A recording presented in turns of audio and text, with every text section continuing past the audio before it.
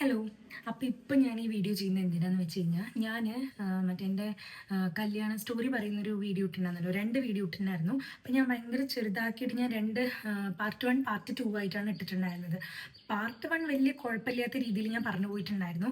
പക്ഷെ പാർട്ട് 2 പറയുന്ന സമയത്ത് ഞാൻ വീഡിയോ ഇട്ടതിന് ശേഷം എനിക്ക് ഒരുപാട് പേര് എന്നോട് പറഞ്ഞു, അതായത് ഒരുപാട് പേരെന്ന് ഉദ്ദേശിച്ച് ഞാൻ എൻ്റെ അനിയത്തി അക്ഷര, മേമ, അമ്മ, കുറേ പേര് എല്ലാവരും പറഞ്ഞിട്ടുണ്ടായിരുന്നു. അതായത് എന്താ പറയുക, ഞാൻ അനാവശ്യമായിട്ടുള്ള കാര്യങ്ങൾ കുറേ കുത്തിക്കയറ്റി അതിൽ വേണ്ട കാര്യങ്ങളൊന്നും പറഞ്ഞതുമില്ല. അതായത് കുറേ കാര്യങ്ങൾ കല്യാണത്തോടനുബന്ധിച്ചിട്ടുള്ള കാര്യങ്ങളെല്ലാം ഞാൻ പറയാൻ മിസ് ചെയ്ത് പോയി എന്ന് പറഞ്ഞത് സത്യം തന്നെയാണ് കേട്ടോ പറഞ്ഞത്. ഞാൻ ശരിക്കും പറഞ്ഞാൽ കല്യാണത്തിൻ്റെ ജേർണിയിൽ പറയണ പോലെ വിഘ്നേഷ് ചേട്ടൻ്റെ വീട്ടുകാർ വന്നതിന് ശേഷം പിന്നെയും കുറച്ച് കാര്യങ്ങൾ ഉണ്ടായിട്ടുണ്ടായിരുന്നു. അതായത് അവർ ഒഫീഷ്യൽ കൺഫർമേഷൻ നമ്മുടെ 2 വീട്ടിൽ നിന്നും ആയ ശേഷം ഒരാഴ്ച വിഘ്നേഷ് ചേട്ടൻ്റെ വീട്ടിൽ നിന്ന് അച്ഛനും അമ്മയും ചെറിയച്ചന്മാരും ചെറിയമ്മമാരും എല്ലാവരും, ഒരു ട്രാവലറും ഒരു ടാറ്റ സുമോ ആയിരുന്നു തോന്നുന്നു, നിറയെ ആൾക്കാർ വീട്ടിലേക്ക് വന്നിട്ടുണ്ടായിരുന്നു ഒരു വൈകുന്നേരം.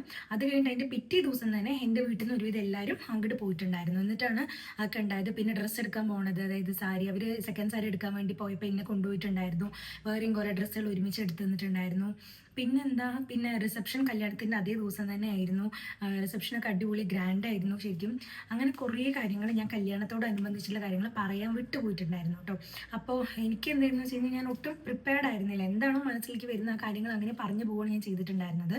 അതേപോലെ അവസാനം ഞാൻ അമ്മയുടെ കാര്യങ്ങൾ പറയാനുള്ളൊരു കാരണം എന്തായിരുന്നു എന്ന് വെച്ച് കഴിഞ്ഞാൽ ഞാൻ ഉദ്ദേശിച്ചതെന്ന് വെച്ച് കഴിഞ്ഞാൽ അച്ഛൻ അവിടെയും അമ്മ എവിടെയായിട്ടാണ് ഈ ഒരു ലൈഫ് ജീവിച്ചിട്ടുണ്ടായിരുന്നത്. അപ്പം അതേപോലെ ആവരുത് എനിക്ക് എന്നുള്ളത് ഉണ്ടായിരുന്നു. അപ്പം ഞാൻ അങ്ങനെ ആ ഒരു ആസ്പെക്റ്റ് വിചാരിച്ചിട്ടാണ് അങ്ങനത്തെ കാര്യങ്ങൾ, അതായത് അത് കല്യാണം അല്ലെങ്കിൽ ഭർത്താവാണല്ലോ, അങ്ങനെ ആ ഒരു ഇത് റിലേറ്റ് ചെയ്തിട്ടാണ് ഞാൻ പറഞ്ഞു പോയത് അറിയാതെ.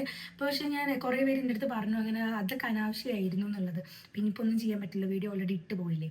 അപ്പോൾ അത് എനിക്ക് എന്താ പറയുക പറയണം എന്നുണ്ടായിരുന്നു. കുറേ പേര് അങ്ങനെ പറഞ്ഞപ്പോൾ ഞാൻ വിചാരിച്ചു പാർട്ട് 1-നെക്കാട്ടിലും പാർട്ട് 2-നാണ് വ്യൂസ് ഉള്ളത്. അപ്പോൾ അത് കാണുമ്പോൾ ആർക്കും ഒരു ഐഡിയ കിട്ടില്ലല്ലോ, അതാണ് ഞാൻ ഇത് പറയാൻ വേണ്ടി വന്നതാണ്.